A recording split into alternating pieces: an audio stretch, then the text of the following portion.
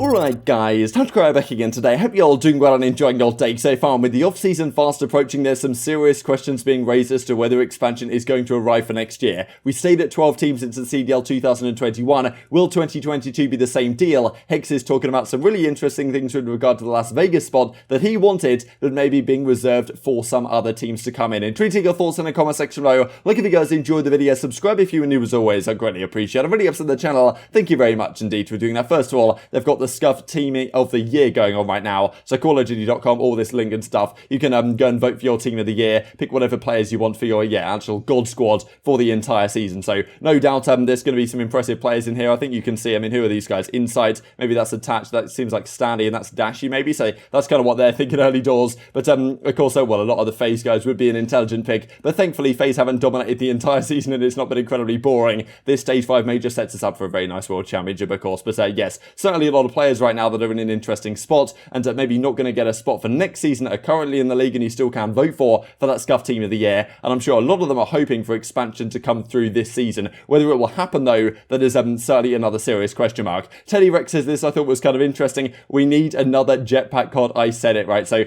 it's been a few years since we had jetpacks, right? I think a lot of people look back on those games very fondly indeed. Black Ops 3 was probably the most fun I had on any Call of Duty game ever. That game was absolutely spectacular. The other jetpack games were good as well. At the time, maybe, especially the earlier ones, I didn't necessarily like Advanced Warfare playing it, but looking back, there's always rose-tinted glasses and this type of stuff, but maybe it is about time we go back to jetpacks, and it certainly would be scary with some of these new talents coming onto the scene with incredible movement to see what they could do in some of these jetpack titles. We saw Huke back in Advanced Warfare was considered one of the very best players in the world, and he had phenomenal movement, and his former teammate right now in the Dallas Empire in Shotzzy would have been absolutely ridiculous. I thought this was interesting for Dallas Empire, right? You guys might remember this from Black Ops 3. This is called the free run, right? And I actually used to spend so much time on this. I used to watch like a load of the YouTube videos on people who'd like run through these, like find the quickest routes and stuff. Honestly, like it was so much fun. And well, anyway, like imagine Shotzzy on some of these courses, it would just be absolutely ridiculous. It'd be great to see him go up against like some of the great free runners of the day. I don't know if there's anyone on YouTube that still like does free run content. Maybe there still exists. I don't really know. But it used to be pretty fun to watch back in the day. And Shotzzy, I'm sure, will be absolutely disgusting on this type of stuff. But well, it remains to be seen if we will have a jetpack title again in future years. Because Shotzzy and his Halo pedigree and all this type of stuff, I'm sure, would probably benefit him pretty nicely indeed. Now, of course, as the off-season gears up, certainly a lot of hints are coming out every single day that this off-season is going to be a crazy one. Joey Nelson says right here, coach of the Seattle Surge. Best way to deal with stupidity is just to laugh it off. And then Crone's like, look, me reading my mentions on CDL Intel, that's kind of how it is over there. But as he says, look, Page is going to be popping soon. Not far around the corner until a lot of news is going to drop, not only around champs, but also Rostermania type stuff, but also what potentially it looks like next year, right? Because when expansion teams land, that is going to be absolute chaos. Will it happen this year? Who knows? But we've talked these last couple of days. Sponsors pulling out of the CDL. Do they need some extra cash injections? Is it now time to execute? Because they've said quite a few times, and Joanna Ferries has said in interviews, that there's a lot of interest to expand here in the CDL. Now, whether that interest still exists with the whole lawsuit going on, I don't really know. Maybe from certain players it does, maybe from certain players in terms of like entities that might want to buy in. Maybe it does, maybe it doesn't. But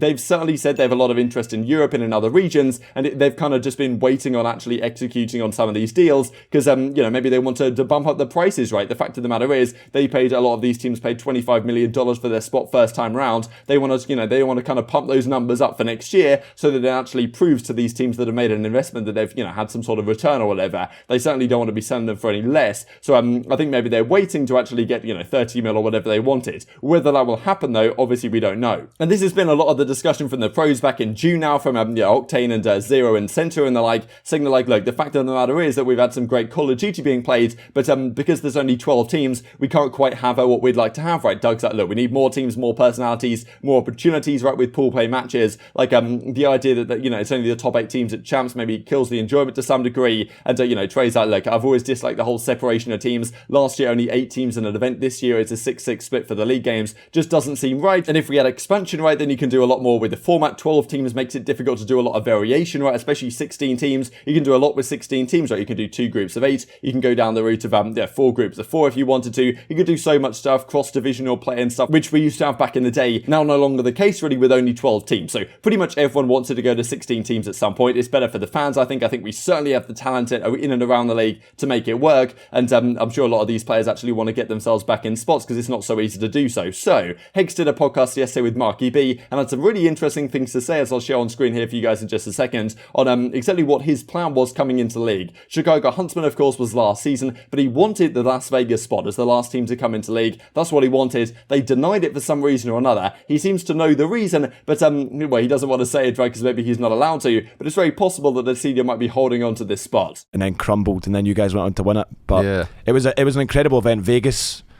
I hope we go back to Vegas for an event. Yeah. I hope we go back to Vegas for an event. My thought is this, right? Vegas is... So when I first stepped into the league, I wanted the Las Vegas spot. Oh, okay. You know what I'm saying? Like that. I'm like, he's like, they're like, because I waited until I was the 12th team inducted into the league. And I waited, right? I waited until the end. And then when everybody was done, I was talking to one of the guys over at Activision, and I said, he's like, all right. I'm like, all right, we're ready to go. You know, this was going to happen. He's like, what city do you want? And I said, Las Vegas. And they're like, you can't have that one. It's like, we're doing that for like I don't know what the reason it was. I do know the reason, but I don't think I'm supposed to say it, so I'm not gonna say it.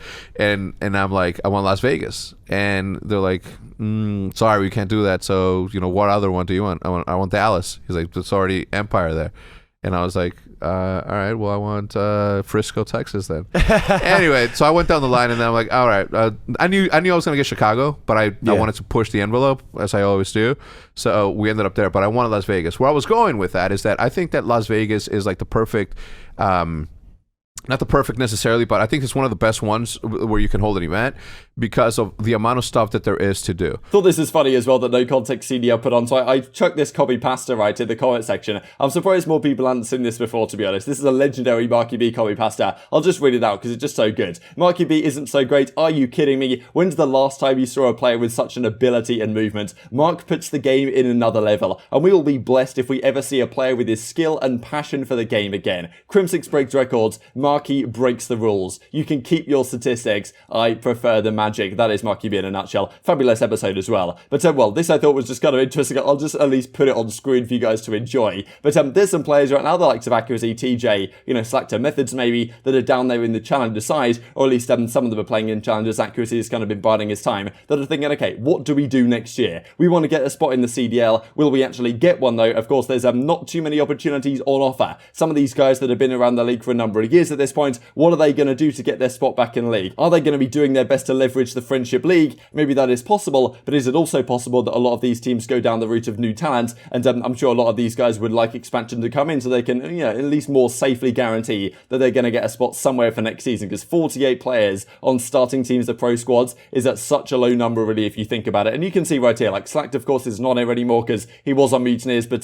departed from that team to actually pursue the challenger stuff. But there's so many players on the bench, the likes of FeLo, the likes of Zed, Dylan, Chino, TJ for example, Huke right now, who knows where he's going to go, Methods of course, Loony, General, I mean you've got Priestahh currently, but we don't know what's happening there. We talked about that earlier today. And Accuracy as well, these types of players on the bench right now, they're like, where do they go next year? Can they possibly find a spot without expansion coming into play? Maybe it's unlikely, right? So there's been some talk, okay, lots of expansion discussion. Where should, if the league does expand, where should the franchises come through to? And I think a lot of people have been very keen to have in Madrid or something. I think Madrid's an absolutely fantastic idea. I'd be very surprised if they do expand that they don't go down that route. I wouldn't be surprised at all to see Heretics come in with a Madrid team or something. That would be absolutely fantastic. Maybe another UK one, right? And then of course you've got to think about cities like Las Vegas, right? Some of these places in the States there. I don't really know exactly what cities would be next up in the US, but still a lot of talk about what they could potentially be. Phoenix, Denver, Philadelphia, for example. So a lot of options on display. And Rise Nation we see, so an organization from obviously not too long ago really in Call of Duty history, done a lot of great things in the scene. They step out and now they're asking the question CDL expansion, where are you at? We're here to come and play, right? And that's what we want to do. But the rich guy, we talked about what he's been saying a little bit earlier today. He does not reckon there's going to be expansion coming into play anytime soon.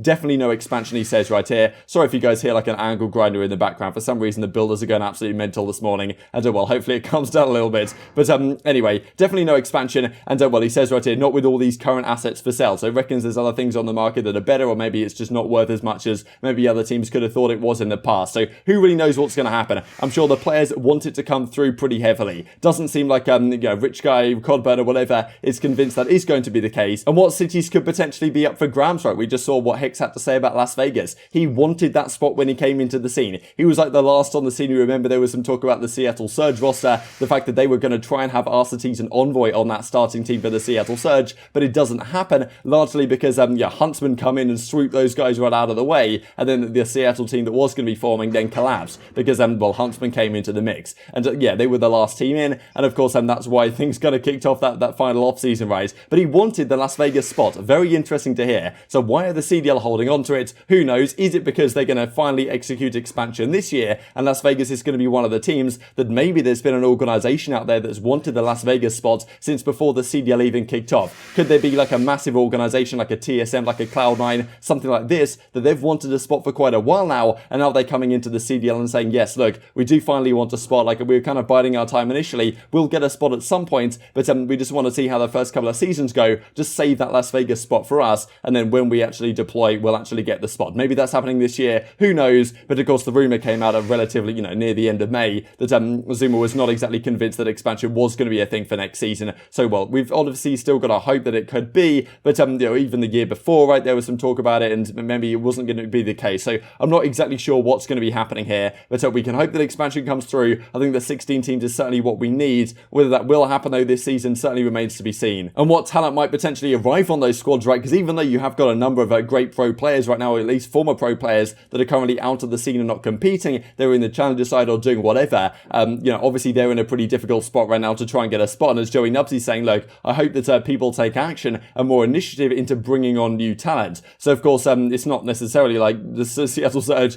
did the greatest job of doing that the last couple of seasons, but maybe finally that is going to happen. And even some of these new squads that come into play, will they build around veterans? Will they get amateur talent as well? Of course, hopefully we have expansion at the very least in the near future. Just wanted to finish off with this, right? I thought it was pretty interesting on the subreddit. Build a team, you've got £50 to get the job done right here. So it's I think I had a quick look at this to try and figure out what I would do, because you got 50 quid. So 20. So some of the teams in 20, I think you want to try and build a dominant SMG duo really to start things off. You could go 20-20 and then like 5-5. Like maybe I could build an AR duo here and an SMG duo here, but I'm going to go Simp. I think I'm going to go Simp for 20. It's a very solid starter. I want to go Standy as well to round out my SMG duo. So that's 30 quid. I think Simp and Standy, Standy plays pretty similar to aBeZy. He can do in terms of his statistics. He's a very aggressive player. So I think Standy for aBeZy, that's a pretty good tiny terror duo. Then maybe I'll take Octane for 10. And then, what do I have? 10 quid left. Maybe even Gunless. I think Octane Gunless as an AR duo on Seattle. And then you pair that with Simp and Standy. I think that's an absolutely nasty team, even though I'm not spending all my 50 quid. But yes, I'll leave it with you guys in the comment section below. Sorry for the noises in the background. And I hope you guys enjoyed the video. If you did enjoy it, I'd greatly appreciate a like on the video. It really helps out the YouTube algorithm to know you enjoyed this content. Other people like you may enjoy this content as well. And have grown the competitive Call of Duty community. Thank you for watching as always. Take care. And I will see you next time.